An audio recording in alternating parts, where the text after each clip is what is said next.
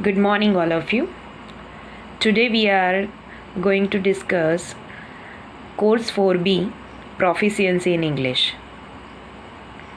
We have discussed many topics, and probably this will be the last topic that today we are going to discuss in Unit 1, and it is about the skills of the language.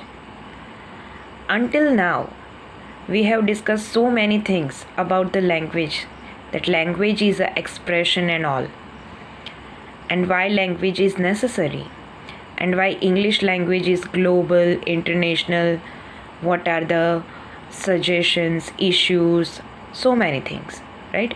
And the importance simultaneously. But the main thing, that if you want to learn a new language, then the basic skills of the language are very necessary, and these are we are going to discuss. Okay, so the basic skills that we are going to discuss is LSRW. Basic skills means પાયાના કૌશલ્યો. કોઈ પણ ભાષા શીખવા માટે પાયાના કૌશલ્યો શીખવા ખૂબ જરૂરી છે. અને જ્યારે પણ આપણે આપણી માતૃભાષા જન્મથી શીખીએ છીએ તો એ આપોઆપ જ શીખાતી હોય છે, અને આ કૌશલ્યો આપોઆપ જ આપણામાં નેચરલી ડેવલપ થતા હોય છે, એનો આપણને ખ્યાલ પણ નથી આવતો. બટ જ્યારે આપણે એક એજ્યુકેશનલ પર્પઝથી જ્યારે કોઈ વિષય તરીકે એને શીખીએ છીએ ત્યારે આપણને ખ્યાલ આવે છે. તો પ્રશિક્ષણાર્થી બહેનો, તમારે આ સમજવાની એટલા માટે જરૂર છે કે તમારે પણ એ જ નૈસર્ગિક અને નેચરલ વેમાં તમારે શું કરવાનું છે, શીખવવાની છે બાળકોને એક નવી લેંગ્વેજ, સેકન્ડ લેંગ્વેજ, અને એ છે અંગ્રેજી. અંગ્રેજી ભાષાનો બિલકુલ પણ હાવ ના રહે, અને છતાં પણ બાળકો એટલી જ નેચરલી આ વસ્તુને શીખી શકે, એના માટે તમારે આ 4 કૌશલ્યોને સમજવા એ ખૂબ જરૂરી છે. તો જેમ મેં કહ્યું, LSRW: listening, speaking, reading and writing. તો સૌથી પહેલાં આપણે લિસનિંગ વિશે જોઈશું. આપણે જાણીએ છીએ that what is the main aim of the language. મુખ્ય ઉદ્દેશ્ય ભાષાનો શું હોવો જોઈએ? કે જો કોઈ વ્યક્તિ અથવા તો વિદ્યાર્થી ભાષા શીખે છે તો એને એ ભાષામાં વાતચીત કરતાં અથવા તો પ્રત્યાયન કરતાં એને ચોક્કસપણે આવડવું જોઈએ.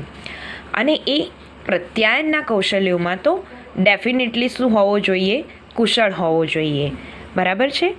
તો તેને એ શીખવવાનું છે કે કઈ રીતે તે આ ભાષાનો ખૂબ જ વ્યવહારુ અને સરસ રીતે પોતાના જીવનમાં જ્યાં જરૂર પડે ત્યાં એ લેંગ્વેજનો બહુ જ કુનેહપૂર્વક, સ્કિલફુલી એનો યુઝ કરી શકે. અને એનું પહેલું પગથિયું છે લિસનિંગ સ્કિલ. તો લિસનિંગ સ્કિલ એની આપણે સૌથી પહેલાં ડેફિનેશન જોઈશું. Vote is the listening skill? So first thing that we have to remember that listening is not hearing. Hearing and listening both are different. How? Listening means ધ્યાનથી સાંભળવું. Listening શબ્દનો મુખ્ય શબ્દ છે ટુ લિસન, એટલે કે ધ્યાનથી સાંભળવું. અને hearing means hear, to hear, ફક્ત સાંભળવું.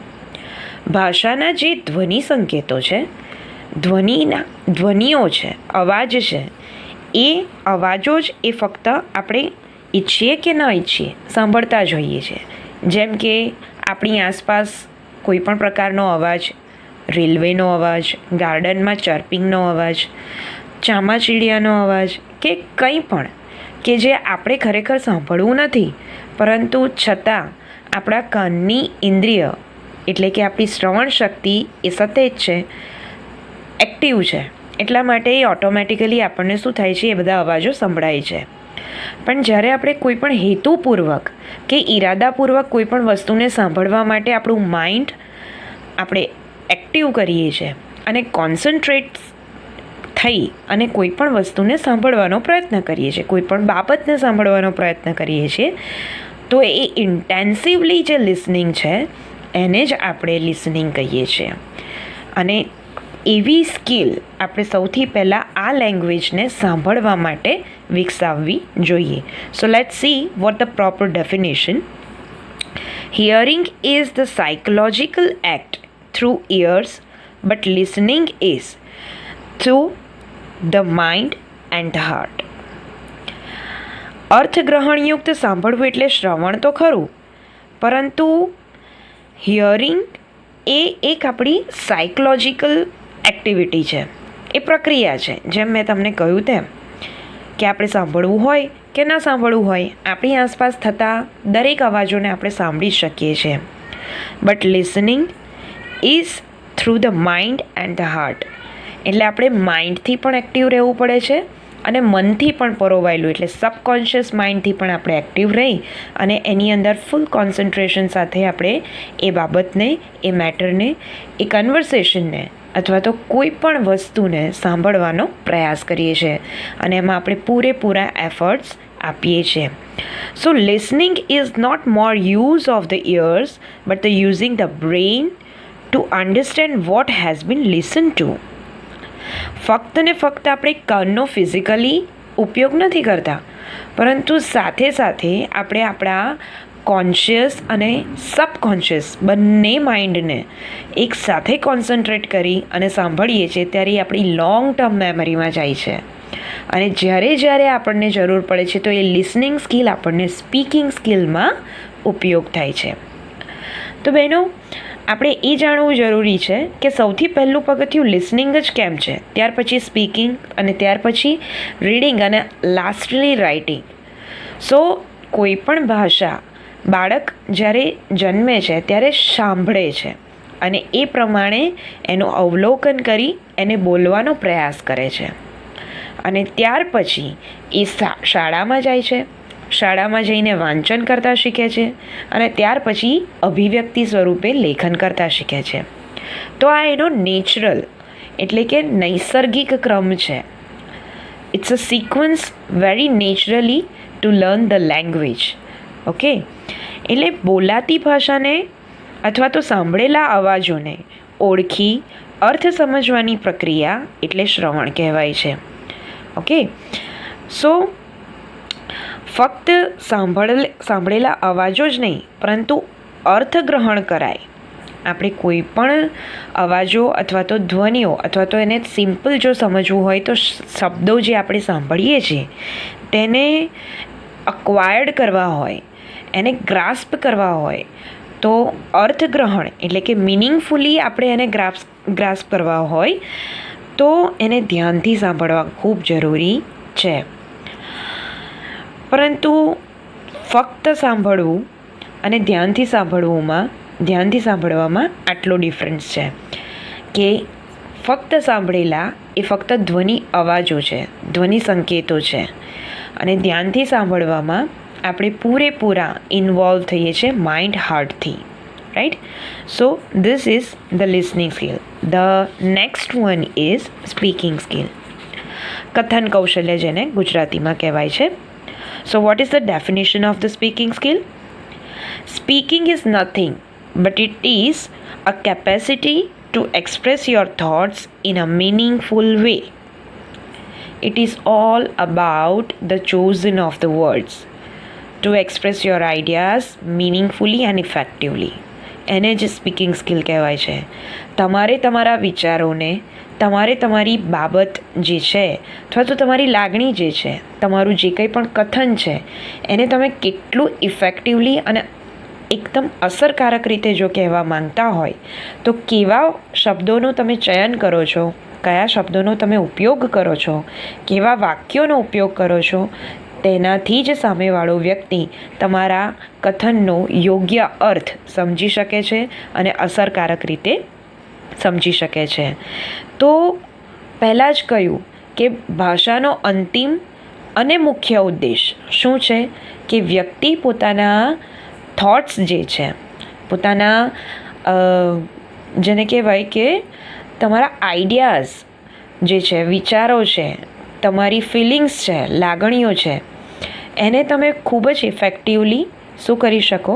એક્સપ્રેસ કરી શકો અને તમારા ડે ટુ ડે લાઈફમાં પણ, તમારા વ્યવહારમાં પણ તમે તેનો ઉપયોગ કરી શકો અને ખૂબ જ નેચરલી તમારા વ્યવહારમાં જ્યાં જરૂર જણાય ત્યાં તમે માતૃભાષાની જેમ જ તે સેકન્ડ લેંગ્વેજ જે આપણી ઇંગ્લિશ લેંગ્વેજ કહીએ છીએ તેની અંદર પણ તમે અભિવ્યક્ત તમારી જાતને કરી શકો. તો પોતાના વિચારોને અન્યની સામે અર્થસભર રીતે બોલીને વ્યક્ત કરવાની ક્ષમતા એટલે કથન. જેમ એના મુખ્ય ઉદ્દેશ્યની વાત કરી, એની સાથે સાથે એની શિક્ષક તરીકે વર્ગખંડની અંદર લિસનિંગની ઓપોર્ચ્યુનિટી અથવા તો સિચ્યુએશન્સ વિદ્યાર્થીઓને આપ્યા બાદ નેક્સ્ટ સ્ટેપ એ જ આવે છે કે તમે એમને ઓરલ સ્કિલ માટે પણ એવા વાતાવરણને ક્લાસરૂમની અંદર ક્રિએટ કરો, જેથી તે પોતાના કૌશલ્ય તરફ પ્રથમ પગથિયું માંડી શકે.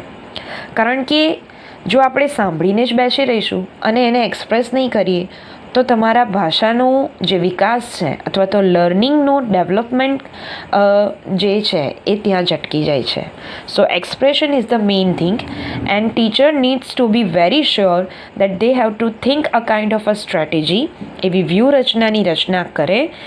સો the students also involve very excitedly and with the full of joy, એ એન્જોય પણ કરે અને એની અંદર પાર્ટિસિપેટ કરે, એક્ટિવલી પાર્ટિસિપેટ કરે અને ફૂલ ઓફ એક્સાઇટમેન્ટ સાથે એ દરેક એક્ટિવિટીની અંદર ભાગ લઈ અને ઓરલ કેપેસિટીને વધારામાં વધારે ડેવલપ કરે.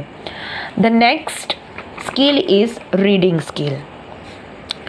Reading skill is a process of thinking according to E.A. Betts and according to E.L. Thorndike, reading is a process of reasoning. Thinking અને રિઝનિંગની જે માધ્યમ છે ભાષાનું એ છે વાંચન. અત્યાર સુધી આપણે ધ્વનિ સંકેતોની વાત કરી, જેના દ્વારા આપણે સાંભળીએ છીએ આલ્ફાબેટ્સ, વર્ડ્સ, બરાબર. આલ્ફાબેટ્સમાંથી વર્ડ્સ બને છે, વર્ડ્સમાંથી સેન્ટેન્સીસ બને છે. અને ત્યાર પછી સ્પીકિંગની વાત કરી કે જે કંઈ પણ આપણે સાંભળીએ છીએ એ જ પ્રમાણે તેને બોલવાનો પણ પ્રયાસ કરીએ છીએ. પરંતુ હવે જે કંઈ પણ ધ્વનિ સંકેતો સાંભળ્યા અને આપણે એને બોલીને એક્સપ્રેસ કર્યા, તેને દ્રશ્ય સંકેતોની અંદર સમજવાના પણ છે, ઓળખવાના પણ છે. તો વાંચન એ સંજ્ઞા અને પ્રતીકોને ધ્વનિમાં રૂપાંતરિત કરીને સમજવાની પ્રક્રિયા છે. એટલે કે લખેલા શબ્દો કે ભાષાના ધ્વનિઓના દ્રશ્ય સંકેતો ઓળખીને તેમનો અર્થ સમજવાની પ્રક્રિયા એટલે વાંચન. અને વાંચનને રિસેપ્ટિવ સ્કિલ કહેવામાં આવે છે. લિસનિંગને પણ રિસેપ્ટિવ સ્કિલ કહેવામાં આવે છે. શા માટે? લિસનિંગ દ્વારા પણ આપણે શબ્દોનું ગ્રહણ કરીએ છીએ કાન દ્વારા, અને રીડિંગમાં પણ આપણે રિસેપ્ટ કરીએ છીએ, એટલે કે ગ્રહણ કરીએ છીએ આંખ દ્વારા. એટલે જે કંઈ પણ નવા દ્રશ્ય અથવા તો ધ્વનિ સંકેતો છે એને કાન અને આંખ દ્વારા આપણે શું કરીએ છીએ? ગ્રહણ કરીએ છીએ. અને પ્રોડક્ટિવ સ્કિલ છે સ્પીકિંગ અને રાઇટિંગ. તો શબ્દો દ્વારા આપણે શું કરીએ છીએ? વ્યક્ત કરીએ છીએ, એક્સપ્રેસ કરીએ છીએ. એટલે એને એક્સપ્રેસિવ સ્કિલ પણ કહેવામાં આવે છે. તો લેખિત શબ્દો દ્વારા પણ આપણે શું કરીએ છીએ? રિટનની અંદર આપણા વિચારોને, આપણી લાગણીઓને આપણે એક્સપ્રેસ કરીએ છીએ. સો વાંચન ઉપર પાછા આવીએ કે સાચા અર્થમાં ગ્રહણ કરવાના સંદર્ભમાં આપણે જ્યારે વાક્યોને અથવા તો શબ્દોને અર્થસભર રીતે જ્યારે ઓળખીએ છીએ અને સમજીએ છીએ, અને એ રીતે ધીમે ધીમે આપણી અંદર વાંચનનું કૌશલ્ય જ્યારે વિકસે છે અને આપણે વાંચન કર્યા બાદ શબ્દોની પાછળ રહેલા સંદર્ભાત્મક અર્થને સમજવાનો પ્રયાસ કરીએ છીએ, અને એક સમયે જ્યારે આપણે સફળ બનીએ છીએ ત્યારે તે કૌશલ્યમાં રૂપાંતરિત થાય છે. એટલે કે લખનારે લખાણમાં મૂકેલ સંદર્ભનો આપણે અર્થ જો પામી લઈએ તો એને અર્થઘટન કર્યું કહેવાય છે. તો એ જ વાંચન છે. એટલે ભાષા અધ્યયનનું કાર્ય ક્યારે સંપૂર્ણ બને છે? જ્યારે વિદ્યાર્થીની અંદર રિસેપ્ટિવ સ્કિલ જે વાંચન છે એમાંથી ક્રિએટિવ સ્કિલ તરફ વિદ્યાર્થીને જે ધકેલે અથવા તો પુશઅપ કરે તેને વાંચન કહેવાય છે. So basically speaking is based on listening and writing is based on reading. તો સારું સાંભળીશું તો બોલીશું, માટે સ્પીકિંગ એ લિસનિંગ ઉપર બેઝડ છે. તો સારું વાંચીશું તો સારું લખી શકીશું. એટલે બેઝિકલી રાઇટિંગ એ રીડિંગ ઉપર ડિપેન્ડેડ છે, એના ઉપર આધારિત છે. રાઈટ. તો અંગ્રેજી ભાષા કે જેને ઇન્ટરનેશનલ લેંગ્વેજ કહેવામાં આવે છે, તો એની સાથે આપણી અંગ્રેજી ભાષાની દ્વિતીય ભાષા તરીકે શિક્ષણમાં એક વ્યવસ્થા ગોઠવાયેલી છે. તો માતૃભાષાની અંદર જ નહીં, પરંતુ અંગ્રેજી ભાષામાં પણ આપણે આપણી રીડિંગ કેપેસિટી એટલે કે રીડિંગ એબિલિટી વિકસાવીએ તે ઇચ્છનીય છે અને જરૂરી પણ છે. ઇટ ઇઝ ઓલ્સો નેસેસરી, જેથી આપણું નોલેજ જે છે in terms of the education, in terms of the literature A wide બને, વિશાળ બને. રાઈટ. તો કોઈ પણ ભાષા, કોઈ પણ લિટરેચરને આપણે જ્યારે વાંચવું હોય તો એનું બેઝિક અથવા તો કોમન ટ્રાન્સલેશન શેમાં થયેલું હોય છે? ઇંગ્લિશમાં. તો આપણે ક્યાંયથી પણ કોઈ પણ જગ્યાએથી માહિતી અથવા તો જ્ઞાન મેળવવું હોય તો ઇંગ્લિશ ભાષાના માધ્યમ દ્વારા મેળવી શકીએ છીએ. So the next skill is writing skill. Writing skill means લેખન કૌશલ્ય. Writing makes an exact man. Francis Bacon એવું કહે છે. કેમ કહે છે? Let's see. વ્યક્તિના વિચારોની લેખિત અભિવ્યક્તિ માટે લેખન કૌશલ્ય ખૂબ અનિવાર્ય છે. તો કેમ? તો ભાષાના ધ્વનિઓના દ્રશ્ય સંકેતો દ્વારા, ભાષાના દ્રશ્ય માધ્યમ દ્વારા વ્યક્તિના વિચારો અને લાગણીઓને અભિવ્યક્તિ એટલે કે લેખન કરીએ છીએ. ધ્વનિના દ્રશ્ય સંકેતો એટલે મેં તમને પહેલાં જ કહ્યું કે આલ્ફાબેટ્સ, એમાંથી બને છે words, ફ્રેસીસ, sentences and the paragraphs. તો આપણે જે કંઈ પણ વિચારીએ છીએ એને ખૂબ જ ક્રોનોલોજિકલ સિક્વન્સની અંદર, લોજિકલ સિક્વન્સની અંદર આપણા વિચારોની ગોઠવણ કરીને આપણે લખીએ છીએ અને આપણા લખાણને આપણે વાંચનાર સમક્ષ અર્થસભર રીતે મૂકવાનો પ્રયાસ કરીએ છીએ. અને સામેવાળો વ્યક્તિ પણ જ્યારે એને સમજે છે અને જો રિસ્પોન્સ પણ કરે છે, પ્રતિભાવ પણ આપે છે, ત્યારે તમારું લેખન કૌશલ્ય એ ખરેખર કૌશલ્યની અંદર રૂપાંતરિત થાય છે. તો લેખન પ્રક્રિયા દરમિયાન લેખનના સાધન એ ફક્ત